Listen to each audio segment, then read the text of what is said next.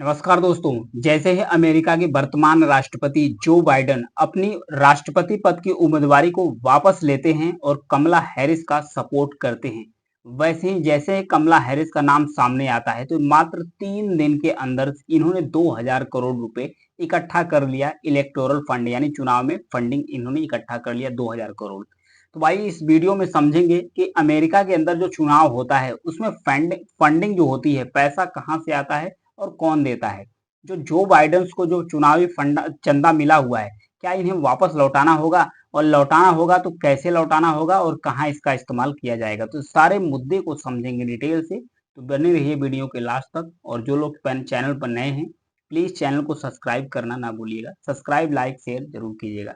21 जुलाई 2024 को दोपहर 1:46 पर अमेरिका के राष्ट्रपति जो बाइडेन ने राष्ट्रपति चुनाव न लड़ने का ऐलान किया। जैसे ही इनके द्वारा ऐलान किया गया और फिर उसके बाद 2:13 बाद बाइडेन ने कमला हैरिस का नाम का सपोर्ट कर दिया। कमला हैरिस के नाम का जब इन्होंने सपोर्ट कर दिया, ये बगल में कमला हैरिस हैं जो भारतीय मूल की अमेरिकी महिला हैं। कमला हैरिस ने फौरन एक टीम बनाई और डेमोक्रेटिक पार्टी के जितने भी ताकतवर लीडर्स हैं, इन सभी लीडर्स और कार्यकर्ताओं को इन्होंने फोन किया। 10 घंटे में 100 से ज्यादा, इन्होंने 10 घंटे के अंदर 100 से ज्यादा कॉल किए। उसका परिणाम क्या निकला? 48 घंटे के अंदर, मात्र 48 घंटे के अंदर उनके जो प्रतिद्वंदी है वो काफी पीछे छूट गए। कमला हैरिस को पूर्व राष्ट्रपति ओबामा जो बराक ओबामा है उनका भी सपोर्ट इन्हें मिल गया है।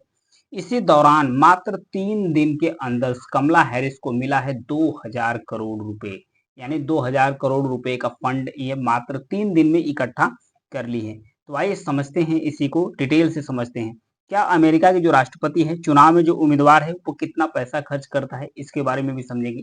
जो अमेरिकी राष्ट्रपति होता है वो चुनाव में पैसा कितना खर्च कर सकता है, इससे समझते हैं। अमेरिका का राष्ट्रपति चुनाव, जो अमेरिका के राष्ट्रपति का चुनाव होता है, दुनिया के चुनाव में सबसे महंगा में से एक चुनाव होता है। यानी दुनिया के जितने भी इलेक्शंस होते हैं, अब उसमें अमेरिका के जो राष्ट्रपति का चुनाव है विश्व के सबसे ज्यादा महंगे चुनाव में से एक है। यानी कि सबसे ज्यादा खर्च करते हैं। अगर 2020 की बात किया जाए तो 2020 में जो चुनाव हुआ था अमेरिका के अंदर से, इसमें खर्च किए गए थे लगभग 14 बिलियन डॉलर तक खर्च किए गए थे। तो अभी यानी अगर इसे रुपए में काउंट किया जाए तो 1.17 लाख करोड़ रुपए तक खर्च किए गए थे। यानी 2016 में जो इलेक्शन हुआ था अमेरिका के अंदर से, उसका जस्ट 2 गुना पैसा खर्च हुआ है 2020 के इलेक्शन में। 2020 के इलेक्शन में खर्च हुआ है। ये हुआ अमेरिका के राष्ट्रपति चुनाव के लिए जो कैंडिडेट्स है ये फंड लाते कहाँ से हैं। यानी कि जो कैंडिडेट होते हैं ये फंड यानी पैसा लाते कहाँ से। कैंडिडेट्स को दो तरीके हैं। कैंडिडेट्स को फंड लाने के लिए, जो कैंडिडेट्स है इसे फंड लाने के लिए दो तरीके हैं। एक तो होता है पब्लिक फंड। पब्लिक फंड यानी कि जो सरकारी पैसा होता है। एक होता है प्राइवेट फंड। प्राइवेट फंड मतलब कि जो कंपनी संस्थाएं ये सब पैसा देती है। दो तरीके के होते हैं। तो इसके क्या प्रावधान है इसके बारे में समझते हैं। ज्यादातर जो कैंडिडेट्स होते हैं यानी राष्ट्रपति पद के उम्मीदवार होते हैं, वो पब्लिक फंड यानी जो सरकारी पैसा है इसको खर्च नहीं करते हैं, इसका इस्तेमाल नहीं करते हैं। वो प्राइवेट फंड को ही, फंड के जो पैसे मिलते हैं उसका इस्तेमाल करते हैं। इसके रीजन है, इसका सबसे बड़ा कारण है जो सरकारी पैसा होता है जो चुनाव लड़ने के लिए कैंडिडेट को दिया जाता है, इसकी एक लिमिट होती है। इसकी एक लिमिट होती है कि आप इतने से ज्यादा पैसा खर्च नहीं कर सकते हैं। वहीं जो प्राइवेट फंड है यानी प्राइवेट पैसा है जो कंपनियों, संस्थाओं और अदर लोगों के द्वारा दिया जाता है, इसकी कोई लिमिट नहीं होती है। इसकी कोई लिमिट नहीं होती है। आपको जितना पैसा मिले आप उससे ज्यादा खर्च कर सकते हैं। इसलिए ज्यादातर कैंडिडेट जो होते हैं वो जो प्राइवेट फंड होता है अमेरिका के अंदर उसका ही इस्तेमाल करते हैं। सरकारी या पब्लिक फंड कैसे जुटाई जाती है इसके बारे में समझते हैं। जो टैक्स पेयर्स होते हैं वो जो उनके द्वारा जो पैसा जुटाया जाता है वो फंडिंग करते हैं। उस फंडिंग में लिमिटेड और नियमों से बंधा होता है। 1907 में 26वें राष्ट्रपति थे।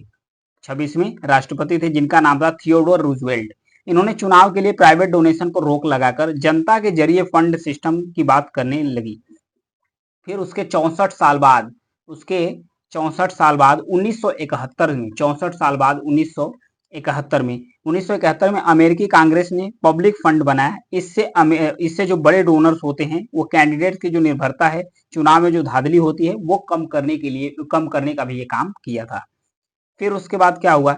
कैंडिडेट्स को चुनाव लड़ने के लिए पब्लिक फंड यानी सरकारी पैसे मिलते कैसे हैं, इसके बारे में समझ लेते हैं कि जो सरकारी पैसे हैं ये किस तरीके से मिलते हैं। तो समझते हैं इसको। पब्लिक फंड यानी सरकारी पैसा। पब्लिक फंड का इस्तेमाल वही कैंडिडेट कर सकते हैं जिन्हें लोगों का अच्छा सपोर्ट हो। इसे साबित करने के लिए कैंडिडेट्स को प्राइमरी इलेक्शन, जो प्राइमरी इलेक्शन होता है उसके दौरान 50 में से 20 राज्यों में, 50 राज्य हैं अमेरिका में, इसमें से 20 राज्यों में कम से कम $5,000 प्रत्येक राज्य से जुटाने होते हैं। कम से कम 50 में से जो 20 राज्य हैं प्राइमरी चुनाव में, इनको पैसा कितना जुटाना पड़ता है, $5,000। $5,000 पैसा जुटाया जाता है। अगर इसे रुपयों में काउंट किया जाए तो 4.5 लाख रुपए, इंडियन रुपए में काउंट किया जाए तो 4.15 लाख रुपए इन्हें इकट्ठा करना पड़ता है। यानी कुल $1,00,000, 43 लाख रुपए से ज्यादा फंड जुटाना होता है। इससे वह केवल छोटे डोनेशन इकट्ठा कर सकते हैं जो $250 यानी 20,000 रुपए से कम होंगे।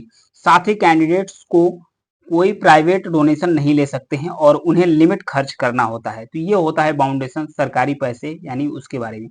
आखिरी बार किस कैंडिडेट ने पब्लिक फंडिंग का इस्तेमाल किया था, तो जाहिर सी बात है 2008 में। 2008 में अमेरिका के राष्ट्रपति थे बराक ओबामा।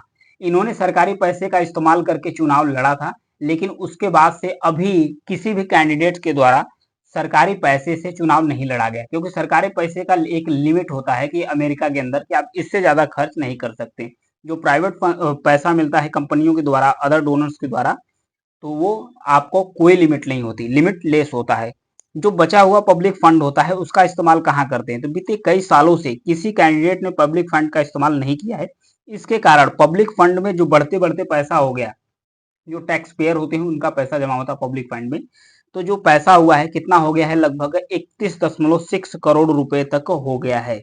$6 करोड़ तक हो गया है। अगर रुपए में काउंट किया जाए तो 2654 करोड़ रुपए तक पहुंच गया। इसके कारण सरकार इसका इस्तेमाल चुनाव के बाहर करती है। चुनाव के इतर इसका इस्तेमाल जो बच्चे मतलब कैंसर से पीड़ित हैं, जो बच्चे कैंसर से पीड़ित हैं उसको इलाज के लिए जो पब्लिक फंड है उसका इस्तेमाल अब वहां की सरकार करना शुरू कर दी, क्योंकि चुनाव में बनाया गया है, चुनाव के लिए चुनावी लोग पैसा इसका इस्तेमाल नहीं कर रहे हैं राजनेता के द्वारा। तो कैंसर पीड़ित जो बच्चे होते हैं उनके रिसर्च में जो दवाइयां लगती हैं उसमें इसका इस्तेमाल किया जाता है। कैंडिडेट प्राइवेट फंडिंग से पैसा कैसे जुटाते हैं, इसके दो तीन माध्यम होते हैं। एक होता है पीएसी, एक होता है सुपर पीएसी। ये पीएससी सुपर पीएससी होता क्या है इसके बारे में समझते हैं। इसमें होता है पॉलिटिकल एक्शन कमेटी, एक पॉलिटिकल एक्शन कमेटी और सुपर पॉलिटिकल एक्शन कमेटी गठित की जाती है कैंडिडेट के लिए फंड जुटाने और उसे खर्च करने के लिए। पॉलिटिकल एक्शन कमेटी और सुपर पॉलिटिकल एक्शन कमेटी गठित की जाती है, जिसमें विदेशी नागरिक से लेकर सरकारी कॉन्ट्रैक्टर्स के अलावा किसी भी डोनर से पीएससी अनलिमिटेड डोनेशन ले सकते हैं। यानी कि इसमें विदेशी नागरिक नहीं होना चाहिए और उसके बाद कोई सरकारी कॉन्ट्रैक्टर नहीं होना चाहिए। उसके अलावा जो भी इसमें पैसा देना चाहिए वो अनलिमिटेड पैसा इसमें पॉलिटिकल एक्शन कमेटी में जमा कर सकता है, सुपर पॉलिटिकल एक्शन कमेटी में जमा कर सकता है। तो इसमें जो पैसा जमा कर सकता है तो जितने भी उम्मीदवार हैं कोऑर्डिनेट है करके इस चुनाव पर फंड खर्च कर सकते हैं, और इसी से इस्तेमाल किया जाता है कि जो प्राइवेट मतलब पब्लिक फंड है उसका इस्तेमाल कैंडिडेट इसमें कर सकते हैं। 2024 के प्रेसिडेंशियल इलेक्शन के लिए कैंडिडेट ने कितना फंड इकट्ठा किया था, तो फेडरल इलेक्शन कमीशन के मुताबिक डेमोक्रेटिक पार्टी के प्रेसिडेंशियल कैंडिडेट रहे जो बाइडेन ने 1 जनवरी 2021 से लेकर 30 अप्रैल 2024 तक लगभग 195 मिलियन डॉलर तक पैसा इकट्ठा किया था। वहीं रिपब्लिकन पार्टी में जो चंदा जुटाया था वो जुटाया था 1638 करोड़ रुपए का चंदा इन्होंने इकट्ठा कर लिया था। रिपब्लिकन उम्मीदवार जो डोनाल्ड ट्रंप है सबसे ज्यादा फंड कहाँ खर्च करते हैं, तो जाहिर सी बात है जो डोनाल्ड ट्रंप है ना, इन पे बहुत सारे जो केसेस हैं वो चल रही है कोर्ट में। अमेरिका के अंदर कोर्ट के अंदर इनमें बहुत सारे केस चल रही हैं। उस केस को सुलझाने के लिए डोनाल्ड ट्रंप जो छोटे छोटे डोनर हैं उनका पैसा वो जो केस है उसको सुलझाने के लिए अधिक से अधिक इस्तेमाल कर रहे हैं। तो ये था डोनाल्ड ट्रंप की पैसा खर्च करने के लिए। ट्रंप कैसे फंड इकट्ठा कर रहे हैं, तो जाहिर सी बात है कि वो जो अपना मीटिंग कर रहे हैं, इलेक्शन कर रहे हैं, इलेक्शन करने के बाद जो आह्वान कर रहे हैं कि भाई जिसको अपना डोनेट करना है पैसा वो डोनेट कर दो।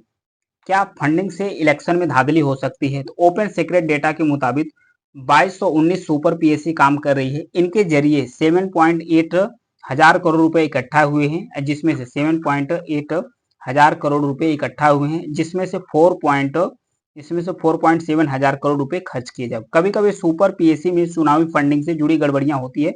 नियमों के मुताबिक किसी कैंडिडेट से जुड़े बगैर सुपर पीएससी उनकी मदद कर सकती है। फिर बात आती है इसमें कि क्या इसमें भ्रष्टाचार हो सकता है। तो जाहिर सी बात, जो प्राइवेट फंडिंग होती है, जो अधिक से अधिक पैसा होता है, इसमें करप्शन हो सकता है, क्योंकि जो कैंडिडेट पैसा दे रहे हैं इसमें हवाला का भी पैसा हो सकता है, यानी कि जो ब्लैक मनी है इसका भी इस्तेमाल किया जा सकता है। डोनेशन की लिमिट तय कैसे होती है। प्रेसिडेंट इलेक्शन की फंडिंग के लिए इलेक्शन कमिश्नर हर 2 साल में महंगाई के आधार पर चंदा तय करता है। 2023-24 के लिए राष्ट्रपति चुनाव के लिए एक चुनाव में प्रति व्यक्ति $3300 $3300 तक सेट किया गया था कि एक व्यक्ति किसी कैंडिडेट को $3300 दे सकता है, इससे ज्यादा नहीं। अगर इसे रुपयों में काउंट किया जाए तो 2.7 लाख रुपए, यानी कि लगभग 2.25 लाख रुपए दे सकता है, डोनेट कर सकता है। यानी प्राइमरी और जनरल इलेक्शन में कोई व्यक्ति किसी कैंडिडेट को पर्सनली अगर चाहे तो वो सिर्फ $6600 दे सकता है, $6600 दे सकता है। उसे रुपए में काउंट करेंगे तो 34.3 लाख रुपए हो जाएगा। कैंडिडेट्स, ये तो हो गया कैंडिडेट वाली। अब फिर उसके बाद आते हैं क्या चुनाव नहीं लड़ने पर कैंडिडेट को चंदा वापस लौटाना पड़ता है। जैसा कि जो बाइडन अभी चुनाव नहीं लड़ रहे हैं, वो जो पैसा जुटाए थे वो अभी उन्हें वापस लौटाना पड़ेगा कि नहीं पड़ेगा, इसमें देखते हैं। हाँ, अगर वो चुनाव नहीं लड़ेंगे तो उन्हें वापस लौटाना पड़ेगा। कैसे? अगर कोई कैंडिडेट प्राइमरी इलेक्शन से पहले ही फंड जुटा लेता है और प्राइमरी इलेक्शन हार जाता है या अपना नाम वापस ले लेता है, तो कैंडिडेट का जो प्रिंसिपल कैंपेन्स होता है, कमेटी 60 दिनों के भीतर कहती है कि पैसा रिफंड कर दे, यानी कि पैसा वापस कर दे जहां से पैसा उसने लिया है। नाम वापस लेने के बाद बाइडेन का फंड क्या होगा। अब बाइडेन हैरिस की कैंपेन से डेमोक्रेटिक पार्टी को लगभग 762 करोड़ रुपए चंदे के तौर पर मिले थे। दरअसल कमला भी बाइडेन के इलेक्टोरल टिकट का हिस्सा थे, जो इलेक्टोरल टिकट था उन्हीं का हिस्सा थी। ऐसे में जो बाइडेन को फंड मिला है उसका इस्तेमाल, जो बाइडेन को जो फंड मिला है उसका इस्तेमाल कमला हैरिस के द्वारा किया जा सकता है, क्योंकि उनका जो इलेक्टोरल कैंपेन था उसका ये हिस्सा रह चुकी हैं। फेडरल इलेक्शन कमीशन की कमिश्नर डेटा लिबरेशन ने एक इंटरव्यू में कहा था कि अगर कमला हैरिस डेमोक्रेटिक पार्टी की ओर से प्रेसिडेंशियल प्रेसिडेंशियल कैंडिडेट तय होती है तो ये सारा फंड उन्हें मिल सकता है, वो इसका इस्तेमाल कर सकते हैं। हालांकि जो नियम है ना, नियमों के मुताबिक उन्हें पैसा मतलब रिफंड कर देना होता है। जो डोनर्स उन्हें पैसा दिए हैं उन्हें रिफंड कर देना होता है कि मैं चुनाव नहीं लड़ूंगा, आप इसे रिफंड ले लो। तो ये था रूल्स की। जो दो तरीके से पैसे आते हैं, एक पब्लिक होता है यानी सरकारी फंड होता है, एक होता है प्राइवेट फंड होता है। दो तरीके से अमेरिका में चुनाव लड़ने के लिए पैसे मिलते हैं। और उसका जो कैंडिडेट होता है किस तरीके से इस्तेमाल करते हैं और कहाँ कहाँ इस्तेमाल करते हैं, ये हुआ अमेरिका चुनाव से संबंधित न्यूज एनालिसिस। Thank you.